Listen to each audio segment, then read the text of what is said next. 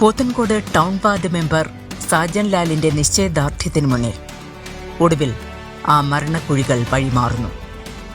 തിരക്കേറിയ പോത്തൻകോട് ജംഗ്ഷനിലും മേലേമുക്കിലും ഇരുചക്രവാഹന യാത്രക്കാരുടെ പേടി സ്വപ്നമായി മാറിയ വലിയ ഗർത്തങ്ങൾ അടയ്ക്കാൻ അധികൃതരുടെ കണ്ണു തുറക്കുന്നതും കാത്തു നിൽക്കാതെ അർദ്ധരാത്രിയിൽ പണിയായുധങ്ങളുമായി തെരുവിലിറങ്ങി മാതൃകയാവുകയാണ് ഈ ജനപ്രതിനിധിയും ഒരു കൂട്ടം കോൺഗ്രസ് പ്രവർത്തകരും.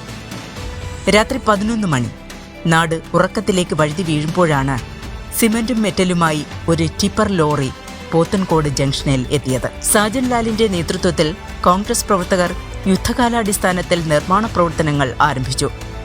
പകൽ സമയത്തെ കനത്ത ഗതാഗത തിരക്ക് പരിഗണിച്ച് പൊതുജനങ്ങൾക്ക് തടസ്സമുണ്ടാകാതിരിക്കാനാണ് ഈ ദൗത്യം അർദ്ധരാത്രിയിലേക്ക് മാറ്റിയത്. ഔദ്യോഗിക ഫണ്ടിനായോ സർക്കാർ നടപടിക്രമങ്ങൾക്കായോ കാത്തുനിന്നാൽ ഇനിയും അപകടങ്ങൾ ആവർത്തിക്കുമെന്ന തിരിച്ചറിവാണ് ഇത്തരമൊരു വേറിട്ട നീക്കത്തിന് പിന്നിലെന്ന് സാജൻ ലാൽ വ്യക്തമാക്കുന്നു. പ്രവർത്തകർ സ്വന്തം നിലയിൽ സമാഹരിച്ച തുക ഉപയോഗിച്ചാണ് നിർമ്മാണ സാമഗ്രികൾ വാങ്ങിയത്. പുലർച്ചെ 2:30 മണിയോളം നീണ്ട കഠിനാധ്വാനത്തിനൊടുവിൽ പ്രധാന കുഴികളെല്ലാം കോൺക്രീറ്റ് ചെയ്ത് സുരക്ഷിതമാക്കി. കോൺഗ്രസ് നേതാക്കളായ ബാഹുൽ കൃഷ്ണ, ജോഷ് കുമാർ എന്നിവരും പ്രവർത്തനങ്ങൾക്ക് കരുത്തേകി ഒപ്പമുണ്ടായിരുന്നു. വെറും വാഗ്ദാനങ്ങളിൽ ഒതുങ്ങാതെ കർമ്മപഥത്തിൽ മാതൃക കാട്ടിയ ഈ ജനസേവനത്തെ നിറഞ്ഞ കയ്യടികളോടെയാണ് പോത്തൻകോട്ടെ നാട്ടുകാർ വരവേൽക്കുന്നത്.